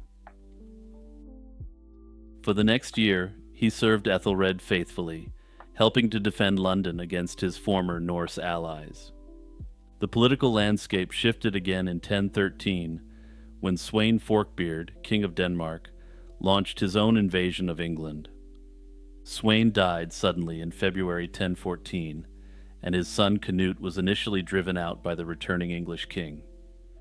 But Canute came back in 1015 with a massive army, and this time there would be no reprieve. By 1016, Ethelred was dead. His son Edmund Ironside had fought Canute to a standstill, and the two young kings agreed to divide England between them. When Edmund died under mysterious circumstances just weeks later, Canute became sole ruler of England. Thorkel, ever the pragmatist, had already switched his allegiance once more. Canute rewarded Thorkel handsomely. He was made Earl of East Anglia, one of the most powerful positions in the kingdom. He witnessed royal charters and stood at the king's right hand during public ceremonies. For 5 years, Thorkel was arguably the second most powerful man in England, a living symbol of the Danish conquest. But something went wrong. In 1021, the Anglo-Saxon Chronicle records a single devastating line: Canute outlawed Thorkel. No reason is given. No explanation appears in any surviving source. The greatest Viking warrior in a generation, the man who had commanded armies that brought kingdoms to their knees, was suddenly cast out of England like a common criminal. Historians have speculated about the cause of this rupture. Some suggest that Thorkel was suspected of plotting against Canute, perhaps harboring ambitions to seize power for himself. Others propose that Canute, having consolidated his rule, no longer needed such a dangerous subordinate and manufactured an excuse to remove him. A third possibility is that Thorkel's past made him a liability. His defection from the Danish cause in 1012 may have left lingering resentment among Canute's followers, men who remembered that Thorkel had once fought against them. What happened next only deepens the mystery.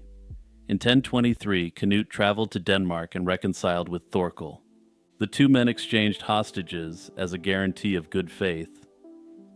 Thorkel sent his son to be raised in Canute's household, while Canute left one of his own sons in Thorkel's care. More remarkably, Canute appointed Thorkel as regent of Denmark and guardian of the young prince Harthacnut, an extraordinary gesture of trust. The man outlawed as a traitor 2 years earlier was now entrusted with governing a kingdom and raising the heir to the various crowns of the great conqueror. And then Thorkel the Tall vanished. After 1023, he disappears completely from the historical record. No chronicle mentions his death. No saga describes his final battle. No church claims to hold his bones. For a man of his stature, this silence is extraordinary. When great lords died in the 11th century, someone usually noticed. Their deaths were recorded in annals, commemorated in poetry, or disputed by their heirs. Thorkel simply ceases to exist as far as the written sources are concerned. The theories about his fate range from the mundane to the sinister. He may have died of natural causes, succumbing to disease or old age in Denmark sometime in the 1020s. He would have been in his 50s or 60s by then, fairly old by medieval standards for a man who had spent his life in combat. A darker possibility is that Canute had him permanently silenced, and the reconciliation of 1023 may have been a trap. It was perhaps a way of luring a dangerous rival into a position where he could be eliminated without witnesses. By placing Thorkel in Denmark and keeping his son as a hostage in England, Canute ensured that the old warrior was isolated from potential supporters. However, given that this was an equal exchange of hostages, many historians find this an unlikely scenario. There's also the possibility that Thorkel simply faded into obscurity. The Viking Age was ending. The great raids were giving way to settled kingdoms and Christian conversion. A man whose entire identity was built on raiding may have found himself adrift in a world that no longer had a place for him. Perhaps he died forgotten, tending to the son of the king who had previously betrayed him, all while imagining battles of the past. All we can say for certain is that Thorkel the Tall entered history as a destroyer of kingdoms and a terror of the sea, and exited it as a ghost. Hey everyone, it's Jimmy here with a quick reminder to hit that share button and send this video to your friends and family who enjoy historical content. Also, don't forget to check out the Patreon if you want to take your support for my channel to the next level. In the annals of medieval history, very few figures capture the imagination quite like Roland the Farter. This 12th century Englishman held what might be the most peculiar job in history: professional flatulist to King Henry II. While the very notion sounds absurd to modern ears, Roland's story offers a fascinating window into medieval entertainment and humanity's timeless appreciation for lowbrow humor.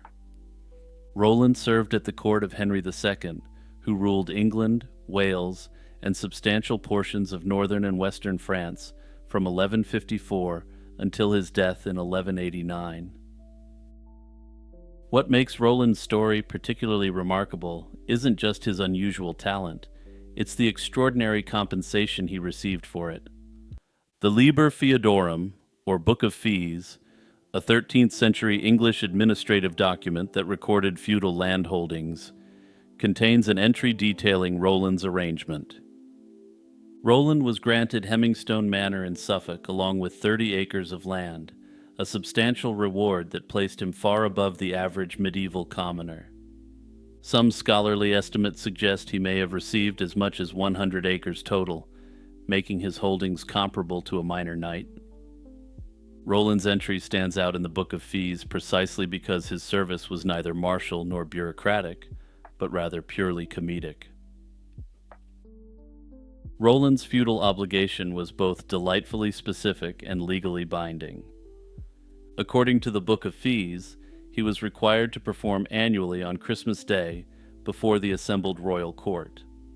The Latin text describes his duty as performing a jump, a whistle, and a fart, all executed simultaneously.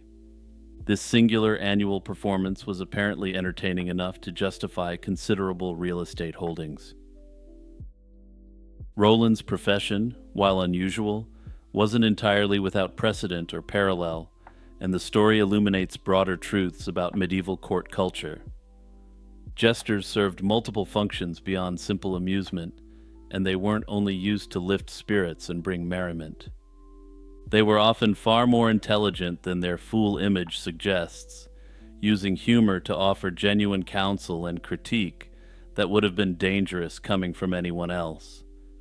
Powerful counselors who wished to offer truly unpopular advice would sometimes choose to filter it through the lens of the jester and gauge the monarch's reaction. This could lead to a frank conversation that the idea raised in jest may be good policy after all. But perhaps most interestingly, Roland's handsome compensation for a single annual performance reminds us that medieval society understood the value of laughter. His entry in the Book of Fees, surrounded by knights and nobles, stands as permanent testimony to the power of a well-timed fart joke. 20 years after the Norman conquest transformed England forever, William the Conqueror commissioned one of the most impressive undertakings in medieval European history. The Domesday Book, completed in 1086, stands as a remarkable achievement of governance that continues to captivate historians and genealogists nearly a millennium later. This comprehensive survey documented virtually everything of value across the entire realm, creating an unprecedented snapshot of English society. The story of the Domesday Book begins at Christmas 1085, when William gathered his council at Gloucester to discuss the state of his kingdom. According to the Anglo-Saxon Chronicle, the king sought detailed knowledge about his realm's resources and who controlled them.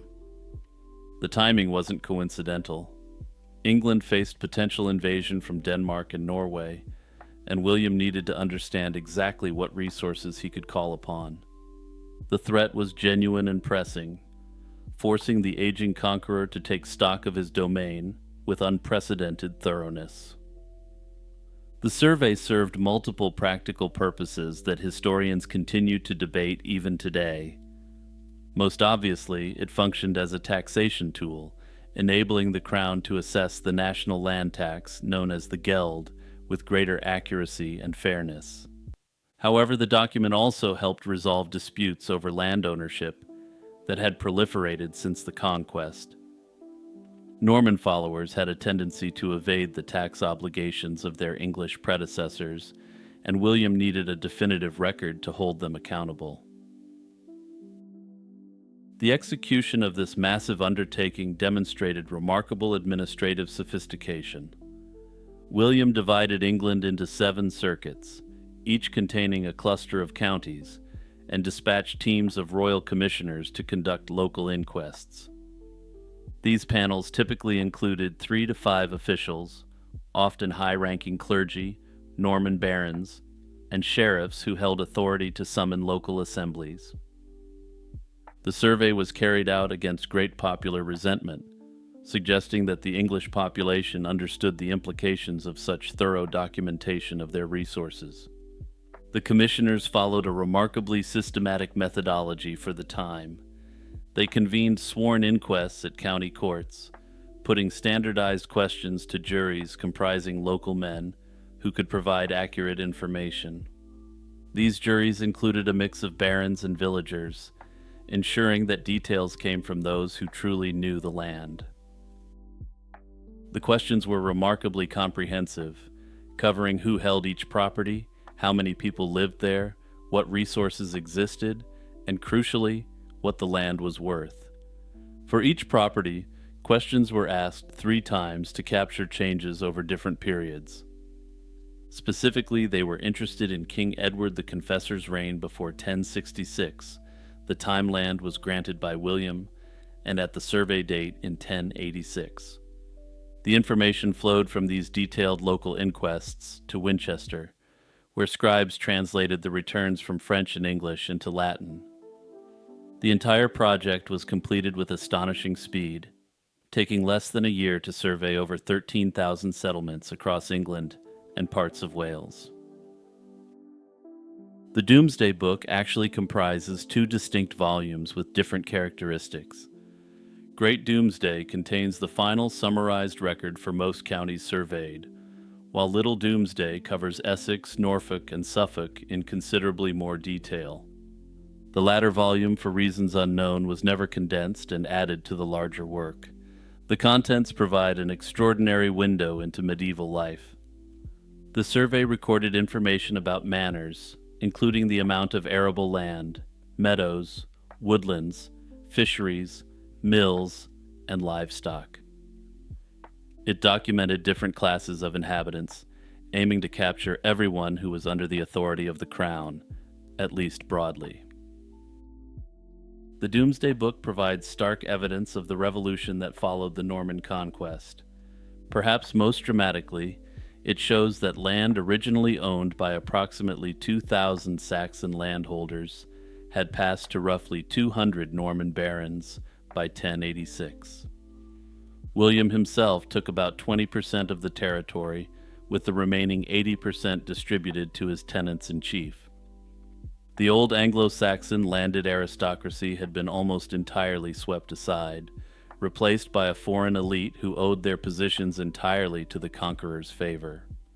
Only 2 Anglo-Saxons who held land during Edward the Confessor's reign managed to retain their estates. The survey reveals that around 90% of the population lived in the countryside, and approximately 75% were serfs who worked the land for their Norman lords. The total population recorded adds to roughly 1.5 to 2 million people. This discrepancy is because the survey counted heads of households rather than individuals. The name Domesday, which came into use during the 12th century, carries weighty connotations. Richard Fitzneal, treasurer under King Henry II, explained that the English called it the Book of Judgment. This was because just as no verdict of the final divine judgment could be evaded, so the rulings of this book couldn't be denied or set aside without penalty. The word doom in Old English meant law or judgment, without the modern associations of catastrophe. This sense of absolute finality and authority permeated the document's reputation from its earliest years, making it both feared and respected throughout the medieval period. For centuries after its creation, the Domesday Book served as an active administrative tool. Officials consulted it regularly to settle land disputes and verify tax assessments. The document was first printed in full in 1783, and in 2011 the Open Domesday website made the manuscript accessible online to anyone interested in exploring this medieval treasure. Modern historians consider the Domesday Book invaluable for understanding medieval England. Economic historians have used its detailed figures to estimate agricultural productivity, land values, and resource distribution across different regions. The survey also enables researchers to recreate aspects of the medieval economy that would otherwise remain entirely unknown.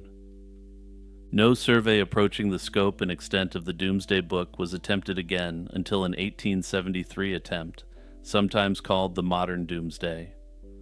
This gap of nearly 8 centuries demonstrates just how exceptional William's achievement was. The bureaucratic machinery required to compile such comprehensive information simply didn't exist elsewhere in medieval Europe. Picture a young king in the autumn of 1016, his body bearing the scars of 5 battles fought in a single year. Edmund, whom his warriors have named Ironside for his relentless courage, sits across from his enemy on a small island in the River Severn near the village of Deerhurst. Facing him is Canute, the Danish prince who has spent the year trying to conquer his kingdom. The 2 men are negotiating the future of England. Behind them lie fields littered with the dead from Asandun, where the English army was shattered just weeks ago. The terms they agree upon are simple. Edmund will keep Wessex in the south, Canute will rule Mercia and the north, and whoever outlives the other will inherit everything. Edmund is 26 years old and in the prime of his life. 6 weeks later, he is dead, and Canute becomes sole ruler of England. The circumstances of that death have haunted chroniclers and modern historians ever since. Edmund Ironside was born around 990, the son of King Ethelred the Unready and his first wife Elfgifu of York. He grew up watching his father's kingdom bleed silver to buy off Viking raiders, payment after payment of Danegeld flowing into Scandinavian coffers while the countryside burned. By the time Edmund reached manhood, he had developed a very different approach to the Danish problem. Where Ethelred negotiated, Edmund wanted to fight. This difference created a rift between father and son that would define the final years of Ethelred's reign. The crisis came to a head in 1015. Canute, son of the fearsome Sweyn Forkbeard, who had briefly conquered England the year before, set his sights to England.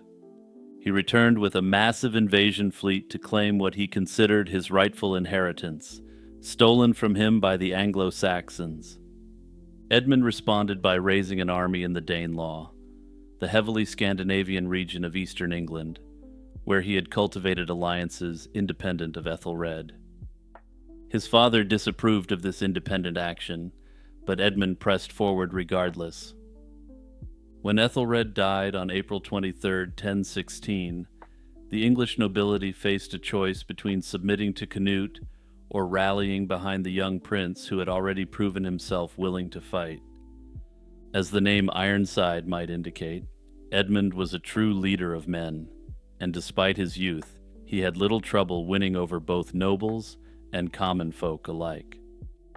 What followed was one of the most brutal years in English history. Edmund was elected king in London, while Canute received the submission of much of the rest of the country. Whereas Edmund won his people over to his cause, Canute, one of the greatest conquerors in history, used much more direct forms of persuasion. Rather than accept a divided realm, Edmund took the offensive, clashing with Canute throughout the country. He relieved London from a Danish siege, crossed the Thames at Brentford in a daring assault, and defeated Canute at Otford in Kent. The chronicles record that Edmund seemed to be everywhere at once, rallying troops, leading charges, refusing to accept that his cause was lost. The tide turned at Asandun on October 18, 1016. The two armies met somewhere in Essex, though the exact location remains disputed. Edmund had assembled a formidable force, but his coalition included men of doubtful loyalty. Edric Strona, for instance, had already switched sides multiple times during the conflict, betraying first Edmund to Canute, and then Canute back to Edmund. At the critical moment of the battle, Edric fled the field with his massive contingent of troops, and the English line collapsed.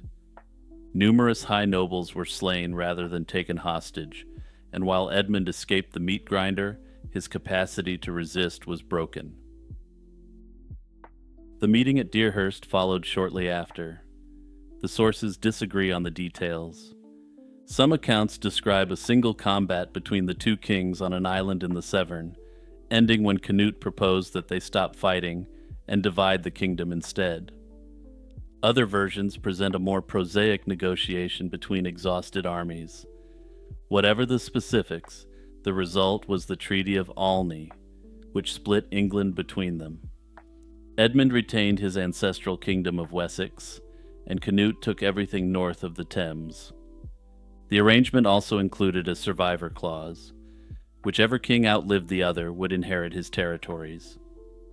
This provision transformed every day of Edmund's continued existence into a threat to Canute's ambitions.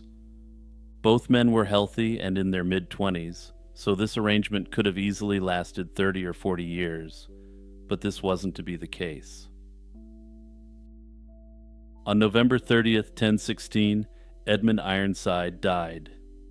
The Anglo-Saxon Chronicle, usually so detailed in its accounts of royal deaths, offers nothing about the cause. It simply records that the king passed away and was buried at Glastonbury Abbey beside his grandfather Edgar.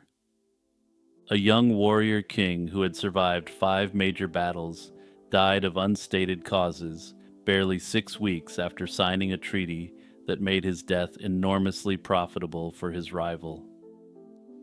The chroniclers of the time either didn't know what happened or simply chose not to say, given that this death made Canute the King of England. Later writers were less restrained. Henry of Huntingdon, writing in the 12th century, preserves a gruesome tradition. According to his account, Edmund was slain while using the toilet. A son of the traitor Edric Strona had concealed himself in the cesspit beneath the royal latrine. When Edmund sat down to relieve himself, the assassin struck upward with a sharp weapon, running the king through from below. Other versions specify a crossbow, with one Anglo-Norman chronicler saying that it was a crossbow fired from inside the cesspit itself. This tradition raises obvious problems of plausibility given that it's both disgusting and cinematic. Yet the story persisted for centuries, and historians have debated whether it contains a kernel of truth wrapped in legendary embellishment. Perhaps Edmund was attacked in or near a royal privy, and the details grew more lurid with each retelling. After all, chroniclers like to add additional details, spun out of whole cloth, to improve the narrative payoffs of their tales. Perhaps the entire account is a later invention designed to smear the reputation of Edric Strona, already remembered as one of the worst traitors in English history. Naturally, the question of Canute's involvement remains central to the mystery. He certainly had motive. The treaty guaranteed him nothing unless Edmund died, and the young English king might have lived for decades and produced heirs who would contest Danish rule indefinitely. Canute also had means, in the form of Edric and his followers, who had already demonstrated their willingness to commit treachery. Most suggestively, Canute had Edric executed just over a year later, on Christmas Day 1017. Henry of Huntingdon provides a dramatic account of this event. When Edric reminded Canute of the services he had rendered, Canute replied that a man who had betrayed his own lord deserved death. The sources don't specify what exact services those are, though some have interpreted this to mean the disposal of his arch-nemesis. Regardless of the context, Canute ordered Edric beheaded, and his body thrown over the walls of London. Other sources claim Canute promised to, quote, raise Edric higher than any other noble in England, prior to finishing him off. Being a man of his word, Canute then had his head placed on a spike atop the highest tower in the city. This execution proves nothing about Edmund's death, but it suggests that Canute wanted to distance himself from whatever Edric had done. Edric was clearly a liability, and a clean break with the man who knew too much would be standard practice for a king consolidating his power. Alternatively, Canute may have genuinely been outraged by Edric's serial betrayals and simply seized an opportunity to eliminate a dangerous and untrustworthy subject. The sources are too sparse to determine which interpretation is correct, and both may have been a factor. Some modern historians prefer a mundane explanation for the death of the great young warrior king. Edmund had fought constantly for an entire year. He had led cavalry charges, besieged cities, and marched armies across hundreds of miles of hostile territory. Battle wounds, even minor ones, frequently proved fatal in an era without antibiotics. Exhaustion and illness could have claimed a man who had pushed his body to the breaking point. The timing of his death, so convenient for Canute, might be nothing more than coincidence, a happy accident for the all-powerful Dane. After all, the sources do mention that he had been crisscrossing the country to personally lead troops at as many battles as humanly possible. Edmund Ironside is presented in the sources as a young man who fought without fatigue, and there's a very real possibility that his body simply gave out. Yet the aftermath of Edmund's death speaks to a deeper pattern of what I'll call convenience for the Great Dane. Ironside's two infant sons, Edward and Edmund, posed an obvious threat to Canute's dynasty. Rather than slay them openly, Canute sent them abroad. They passed through Sweden, then Russia, and finally Hungary, where they grew to adulthood in exile. The elder son, Edward the Exile, would eventually return to England in 1057, summoned home by the childless Edward the Confessor. Oddly, he died within days of his arrival, under circumstances equally mysterious. His daughter Margaret became Queen of Scotland, and through her, the blood of Edmund Ironside eventually merged with every royal house in Europe. Edmund Ironside was king for 7 months. In that time, he likely fought harder to save his kingdom than any English ruler before or since. This earned him a nickname that would echo through the centuries and speak of great glories on the battlefield and of what may have been. His death at 26, whether by assassination or illness, removed the last serious obstacle to Danish rule in England. In the end, the man who benefited most from that death went on to become one of the greatest kings of all time, ruling England, Denmark, and Norway. When Alfred the Great died on October 26, 899, he was already a legend in his own time. The king who had saved England from Viking conquest, who had built fortified towns across Wessex, and who had championed learning in an age of darkness. He's known as one of the most monumental figures in Anglo-Saxon history, and surely he deserved a final place befitting that legacy. What actually happened to his remains, however, is one of the most frustrating mysteries in English history. Alfred spent his final years at Winchester, which had become the capital of Wessex. When he passed away, he was initially buried in the Old Minster, the Anglo-Saxon cathedral that stood where Winchester Cathedral now dominates the city skyline. This ancient church had been built for King Cenwalh in the 7th century and served as the spiritual heart of the kingdom. However, Alfred hadn't intended this to be his permanent resting place. Before his death, he had begun planning a new monastery adjacent to the Old Minster, purchasing land to create what would become the New Minster. Alfred didn't live to see his project completed, but his son, Edward the Elder, finished the work.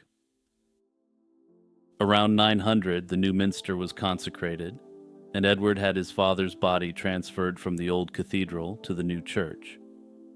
Alfred's wife Elswith was buried there when she died in 902, and Edward himself would eventually join them.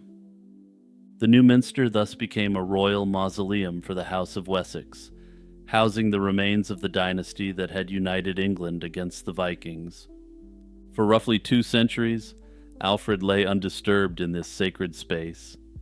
The New Minster accumulated considerable prestige over the generations. But the Norman conquest of 1066 would set in motion events that would eventually lead to the scattering of Alfred's remains across the centuries. Following the conquest, the Normans embarked on ambitious cathedral building, sweeping away many older Anglo-Saxon churches.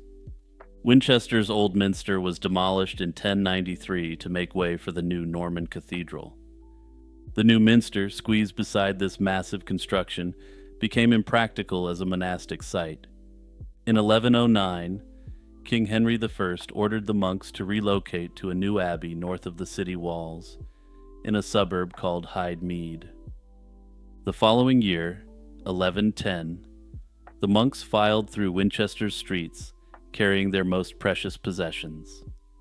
Among these were saints' relics, King Canute's great golden cross, and the coffins containing Alfred, his wife, and son Edward.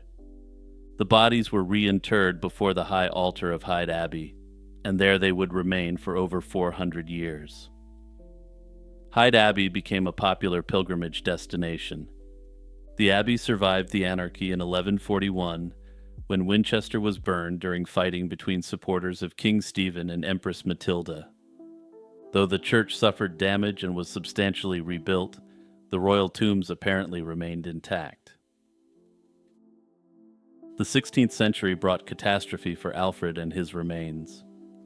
When Henry VIII began his dissolution of the monasteries in 1538, Hyde Abbey was surrendered to the crown by its last abbot, John Salcott.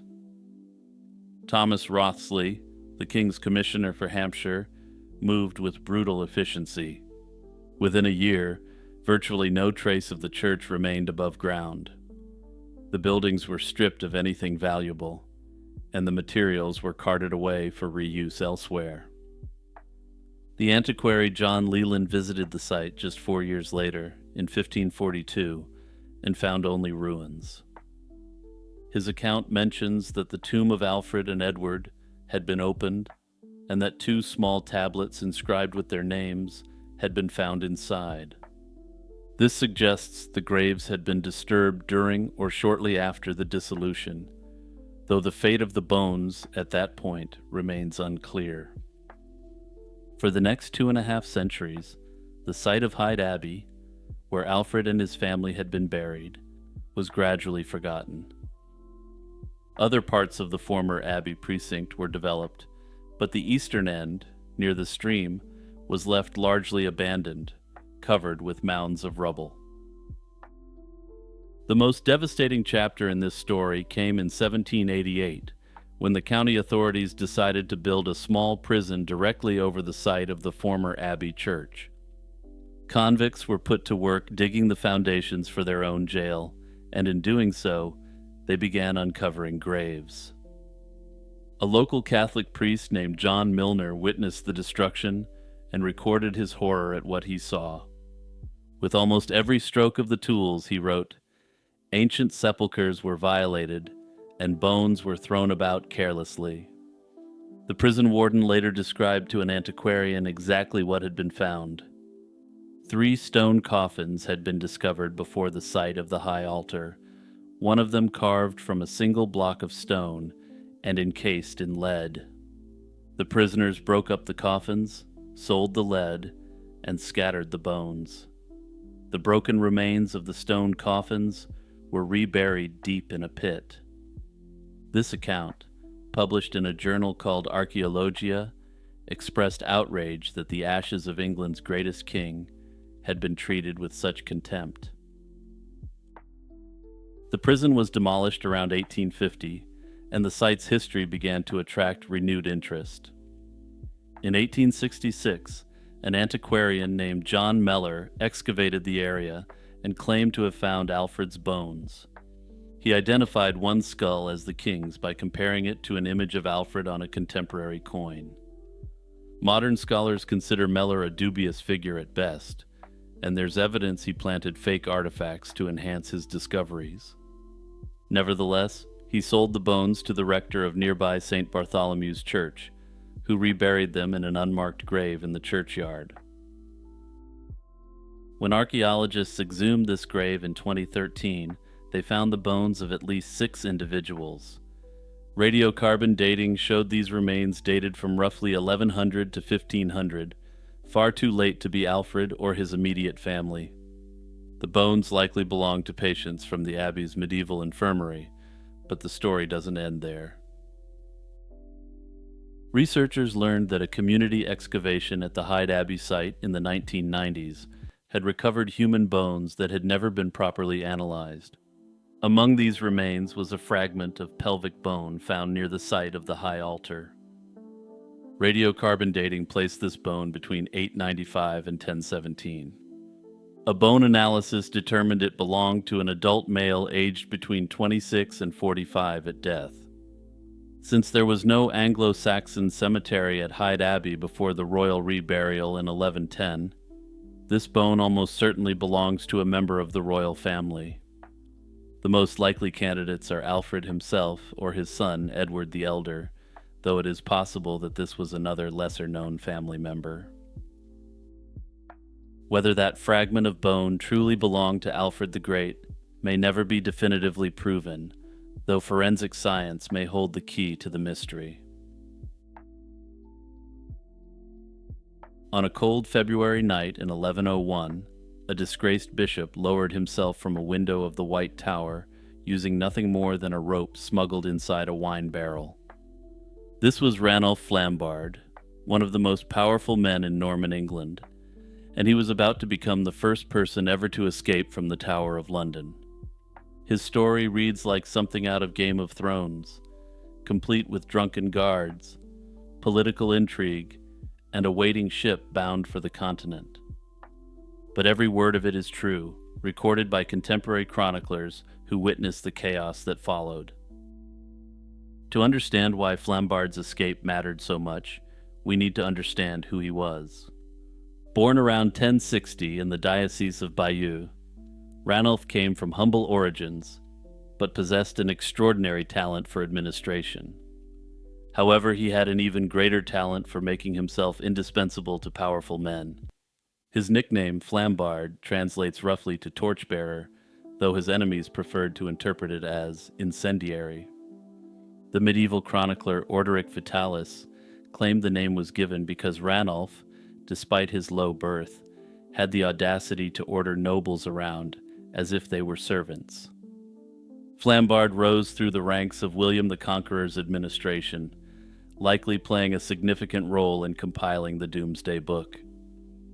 But his real ascent came under William II, better known to history as William Rufus. As the king's chief financial administrator, Flambard developed novel and deeply unpopular methods for extracting revenue from the kingdom. He kept ecclesiastical positions vacant for years, pocketing their income for the royal treasury instead, while also keeping a tidy portion in his own pockets.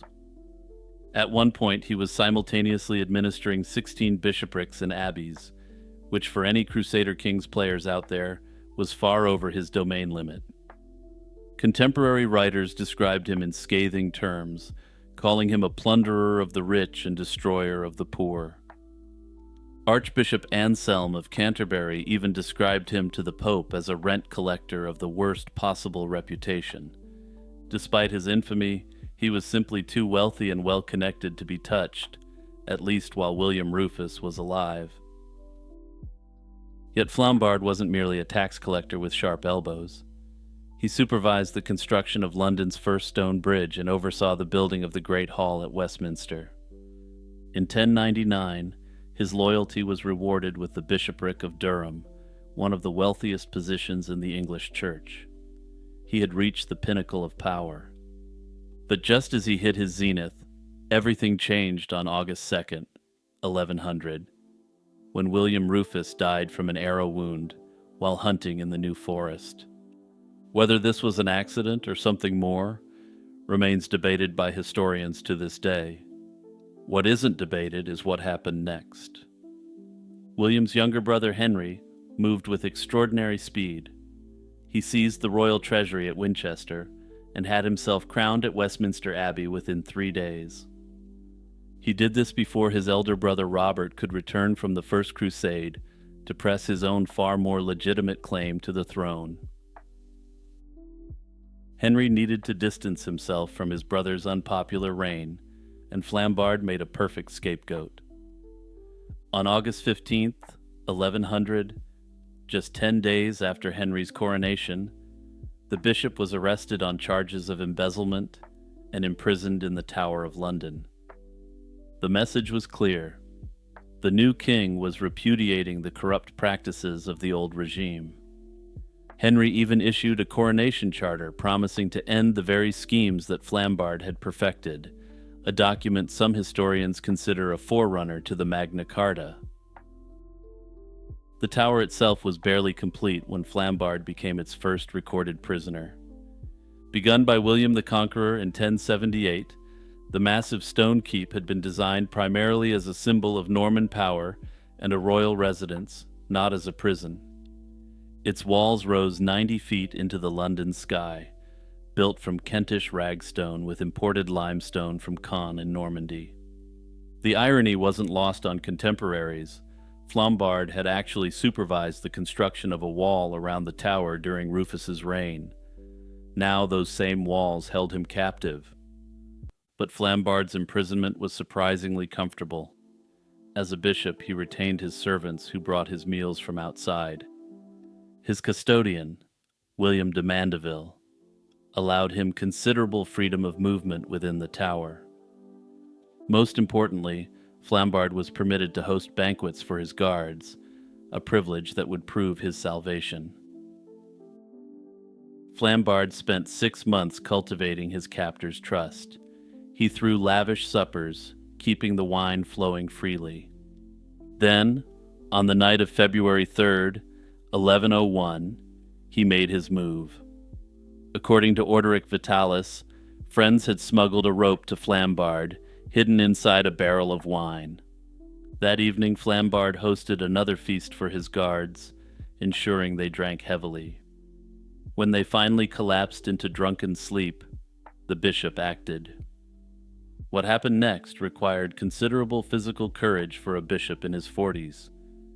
Flambard tied the rope to something secure within his chamber and lowered himself out a window. The descent from the tower was perilous, roughly 90 feet of sheer wall dropping to the ground below.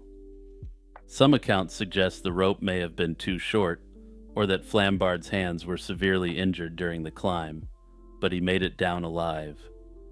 Waiting below were comrades who spirited him to a ship already prepared at the riverside. Aboard that vessel were not only some of the bishop's treasure, but also his elderly mother. Within hours, Flambard was sailing across the English Channel toward Normandy and potential freedom. The consequences of Flambard's escape rippled through the political landscape of Norman England. William de Mandeville, his negligent custodian, was stripped of 1/3 of his lands by a furious Henry. But the greater problem was where Flambard went and what he did when he got there. Robert, the Duke of Normandy and Henry's older brother, welcomed the fugitive bishop with open arms. Flambard immediately began pressing Robert to invade England and claim the crown that many believed was rightfully his. Flambard hoped to provide the strategic vision and energy that Duke Robert lacked. Working tirelessly, Flambard organized transport for an invasion fleet and even managed to bribe some of Henry's own ships into defecting, ensuring the Norman army could land safely. In July 1101, just 5 months after his escape, Flambard accompanied Robert as they landed at Portsmouth with an invading army. England stood on the brink of civil conflict. However, the invasion ultimately fizzled. Robert lacked popular support among the English, and many barons remained loyal to Henry. At the Treaty of Alton in August 1101, Robert renounced his claim to the English throne in exchange for financial compensation. Remarkably, Flambard's story didn't end in exile or with his head on the chopping block, even when Henry claimed the Duchy of Normandy in 1106. The politically astute bishop was among the first to make peace with Henry. He returned to Durham, where he spent his remaining years as a construction administrator. He nearly completed the magnificent Durham Cathedral begun by his predecessor, fortified the city itself, built Norham Castle, and founded religious institutions. Flambard's escape would end up establishing a precedent that would inspire approximately 40 successful escapes from the tower over subsequent centuries. Notably, his exact rope ladder technique would be adopted by other famous escapees. But Flambard was truly the original, the very first man to ever prove that even the imposing Tower of London couldn't possibly hold a truly determined prisoner.